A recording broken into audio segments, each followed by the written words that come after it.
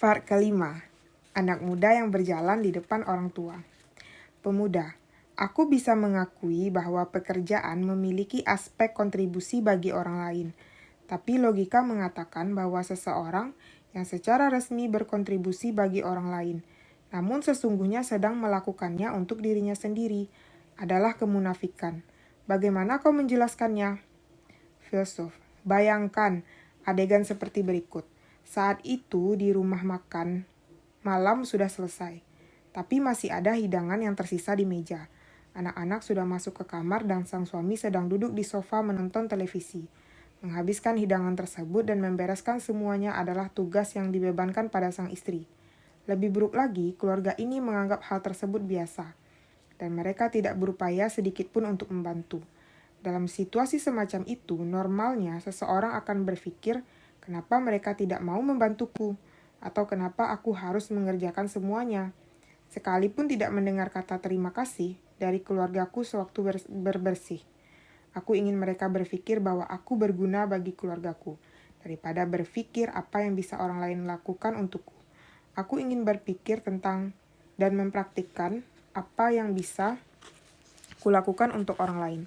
Dengan sekedar memiliki perasaan berkontribusi tersebut, realitas yang ada tepat di hadapanku akan memiliki corak yang sama sekali berbeda. Bahkan kalau menggerutu sendiri saat mencuci piring, aku mungkin tidak terlihat terlalu menyenangkan. Jadi semua orang ingin menjaga jarak. Di sisi lain, kalau aku bersenandung dan mencuci piring dengan riang, anak-anak mungkin akan datang dan membantu. Setidaknya aku akan menciptakan suasana di mana akan lebih mudah bagi mereka untuk menawarkan bantuan. Pemuda, mungkin demikian halnya dengan setting tersebut. Filsuf, sekarang bagaimana aku bisa memiliki rasa berkontribusi dalam setting tersebut?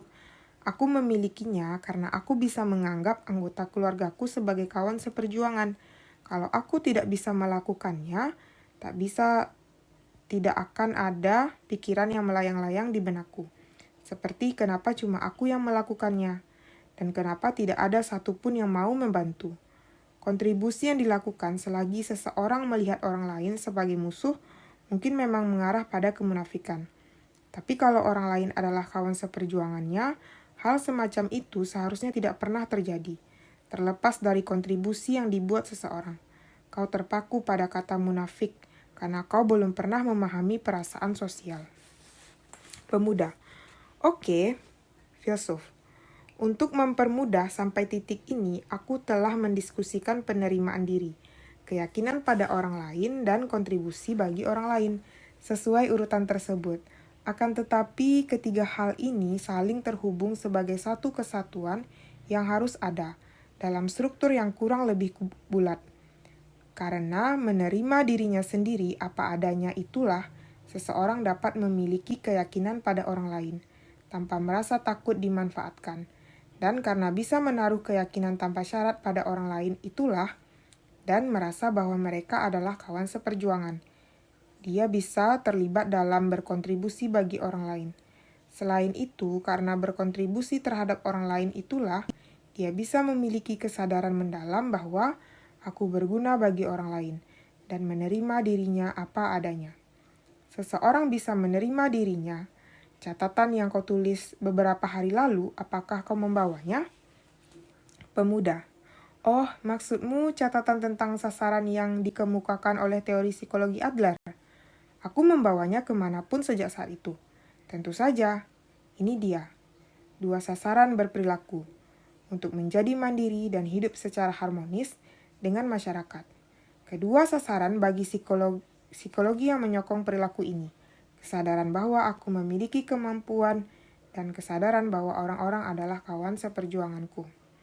Filsuf, kalau mencocokkan isi catatan ini dengan apa yang baru saja kita bicarakan, kau seharusnya bisa memperoleh pemahaman yang lebih mendalam, dengan kata lain menjadi mandiri, dan kesadaran bahwa aku mampu, berkaitan dengan diskusi kita tentang penerimaan diri. Lalu hidup harmonis dengan masyarakat, dan kesadaran bahwa orang-orang adalah kawan seperjuangan. Berkaitan dengan keyakinan terhadap orang lain, lalu berkontribusi bagi yang lain. Pemuda, aku mengerti, Jadi tujuan kehidupan adalah perasaan sosial. Tapi kurasa butuh waktu agak lama sebelum otakku bisa mencernanya. Filsuf. Ya, barangkali begitu. Seperti yang Adler sendiri katakan, memahami manusia bukanlah hal yang mudah. Dari semua bentuk psikologi, psikologi individual barangkali yang paling sulit dipelajari dan dipraktikkan. Pemuda. Itu betul sekali. Sekalipun teori-teorinya meyakinkan, mempraktikannya sukar. Filsuf.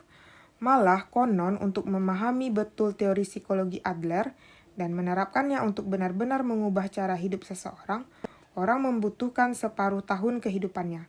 Dengan kata lain, kalau mulai mempelajarinya pada usia 40 tahun, kau butuh 20 tahun, yaitu sampai kau menginjak 60 tahun. Kalau mulai belajar pada usia 20 tahun, kau butuh waktu 10 tahun, yaitu sampai kau menginjak usia 30 tahun. Kau masih muda, mulailah di tahap hidup sedini ini. Berarti kau bisa berubah lebih cepat. Dalam artian, kau bisa berubah lebih cepat. Kau sedang berjalan di depan orang dewasa di dunia ini. Untuk mulai mengubah dirimu sendiri dan menciptakan dunia baru.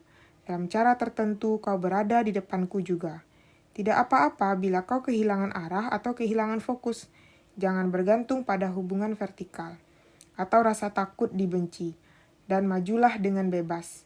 Kalau semua orang dewasa bisa melihat bagaimana orang-orang muda berjalan di depan mereka, aku yakin dunia ini bisa berubah drastis. Pemuda. Aku berjalan di depanmu? Filsuf. Itu jelas kita berjalan di dataran yang sama, dan kau sedang bergerak mendahuluiku. Pemuda. Hahaha. Kaulah orang pertama yang kujumpai yang mengatakan hal semacam itu kepada seseorang yang bisa dikatakan cukup muda untuk menjadi putranya. Filsuf.